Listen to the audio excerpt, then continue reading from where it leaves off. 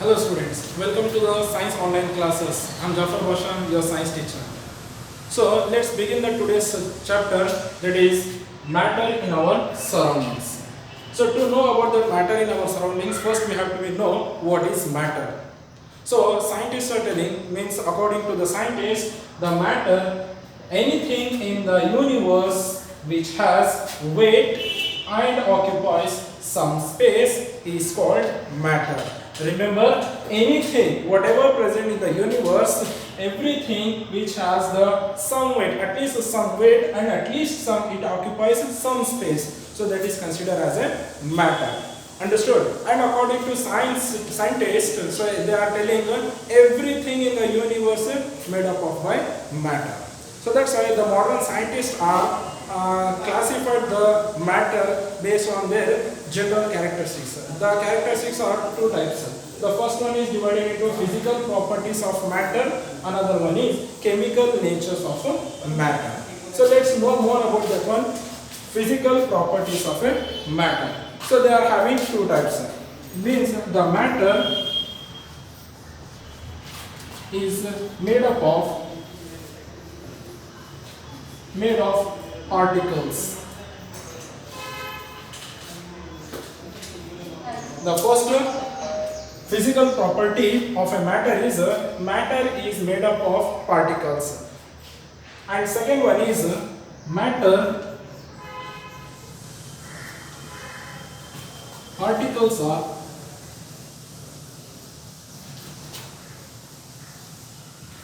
very small.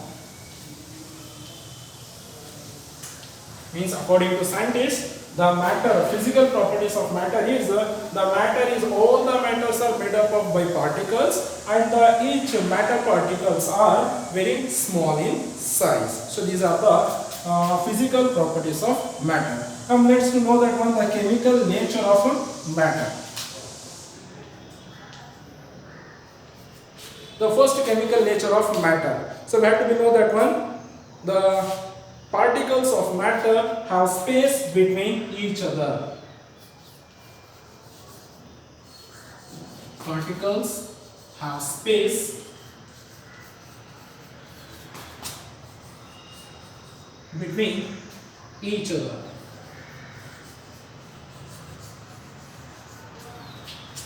Then how can we know that one, the particles have space between each other? We can have that one, take an example of sugar adding to the water. When take 100 ml of water in a beaker and add 1 or 2 teaspoons of sugar into the beaker.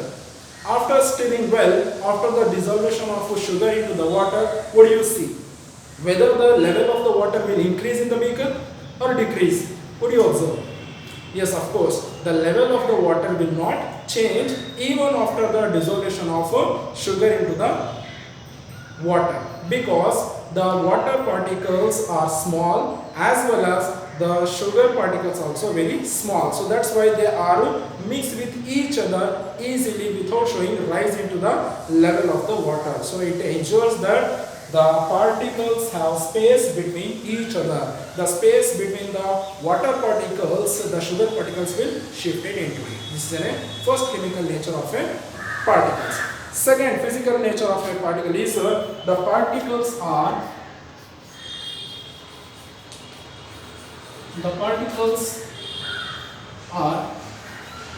moves continuously.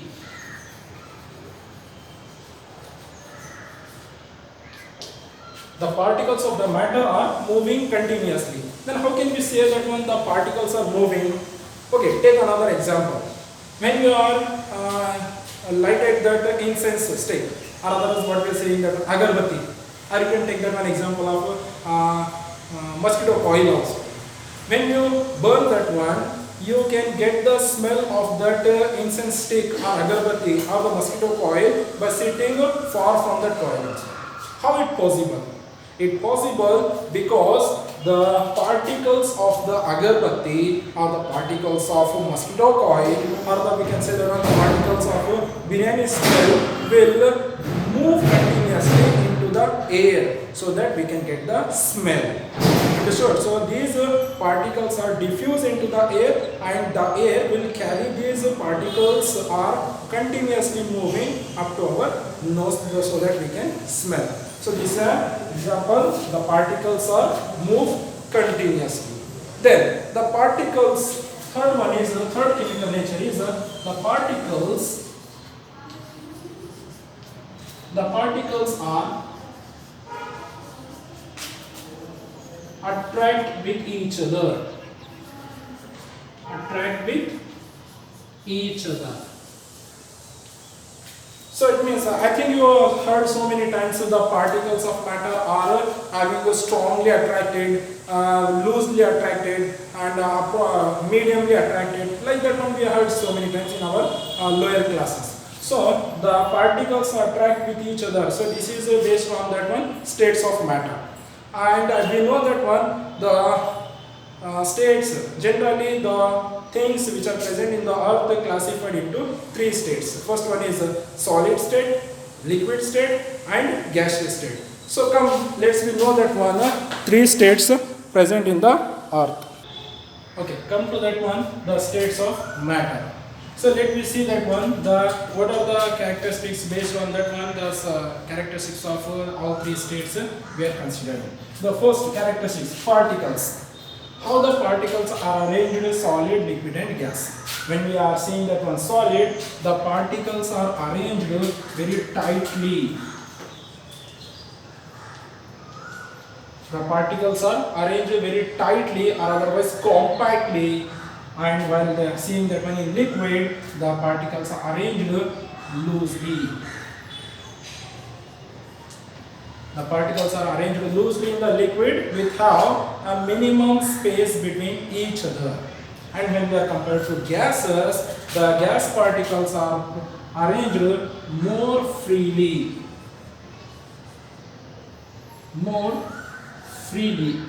So that's why they are having a large space between the particles of the gas. Once again, the solid particles are arranged tightly or compactly. Liquid particles are arranged loosely with a minimum space between each other, and the gas particles are arranged very more freely with a large space between the particles. Then come to the one second characteristic, that is shape.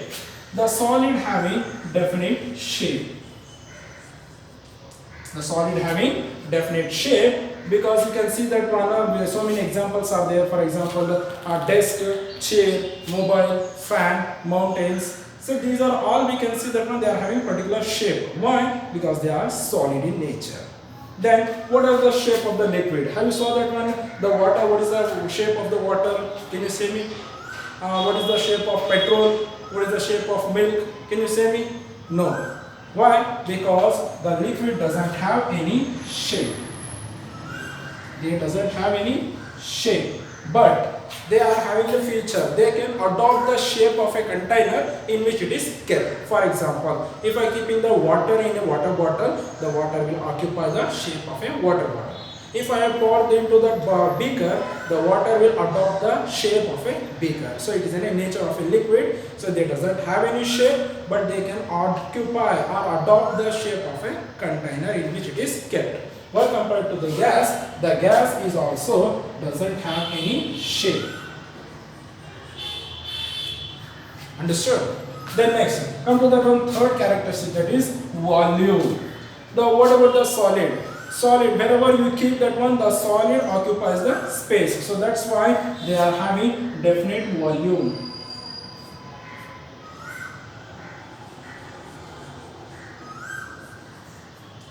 They are having definite volume. And what about the liquid? So again, the water will occupy the space inside the water bottle.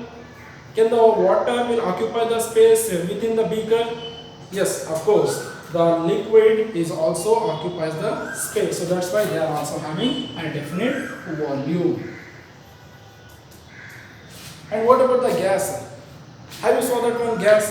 Yes, of course. The gas is also filled into a gas cylinders, and they are also occupy the space. So that's why we can say that one generally we are having that one. Generally, if we see that one, we cannot say that one the air is occupies the space. But when we are having the example of gas cylinders, the gas cylinder in that one gas occupies the space. So that's why you can say definite volume. But what about the rigidity? Rigidity means the ability to resist the shape of itself.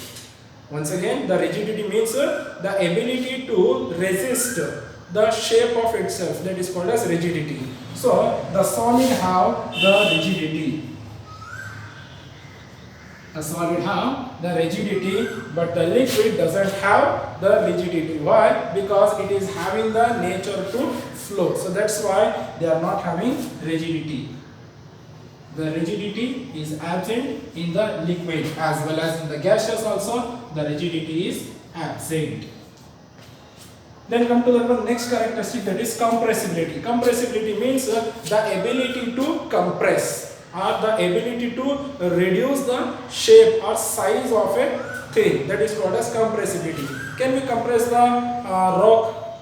Can we compress the pen? Can we compress the desk? No. Why? Because the arrangement of particles are very tightly. So that's why they cannot be compressed. Or sometimes if it is compressed, that is negligible. Understood? So that's why they cannot be compressed.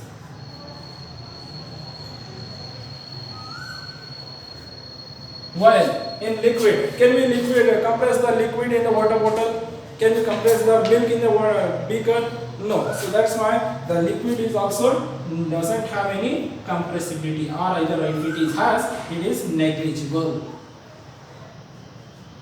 But the gas, when we are filling the gas into the gas cylinders, we can compress more and more to fill the gas more and more. So that's why the gases are having more compressibility. We can compress more the gas particles into the cylinders. Then the last, fluidity. The fluidity means the ability to flow. The ability to flow. So can the rocks flow? Can the desk flow? No, because they are solid. So that's why the solid doesn't have any fluidity. They cannot flow. But the liquid can flow easily. They can flow easily. Can the gases flow? Yes, of course. In that one, the air is also flowing. We can see that one, the gases also can flow. So these are the three states of matter generally present on the earth: solid, liquid, gas, and these are the characteristics of all three states. You can take an example of a solid, liquid, and gas. A solid rock, the liquid is water, and the gases are, you can take any example of gases: oxygen, carbon dioxide, nitrogen, etc. Understood? Okay, dear students, up to that one you understand about that matter. What is matter? The classification of matter, the nature of the matter, and the states of matter in that one: solid, liquid, and gas. Hope you understood. The remaining part of this lesson we will continue in our next class. Hope you understood. Thank you, my dear.